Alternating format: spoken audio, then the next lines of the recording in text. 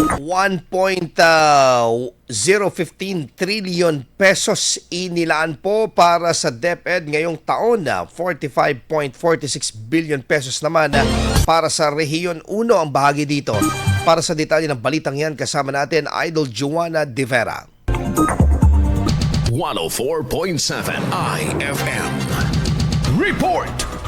Nasa 1.015 trillion pesos ang inalaang pondo sa Department of Education base sa inilabas na General Appropriations Act ngayong taong 2026. Sa isinagawang usapang budget natin nitong Sabado sa Bacnotan, La Union, inihayag na isa ang DepEd sa mga sangay ng pamahalaan na nabigyan ng malaking halaga ng pondo ngayong taon at siyang pinakamalaking halaga sa kasaysayan ng ahensya. Ayon sa kagawaran, ilalaan umano ang pondo para sa pagpapatayo ng mga classrooms, learning materials, programang pangnutrisyon at iba pang pangangailangan ng mga estudyante at guro sa loob ng mga paaralan.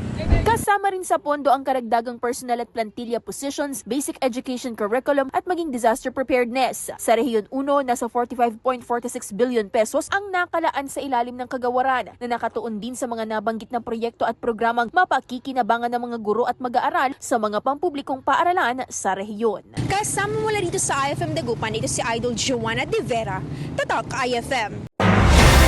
IFM News. IFM News. IFM News.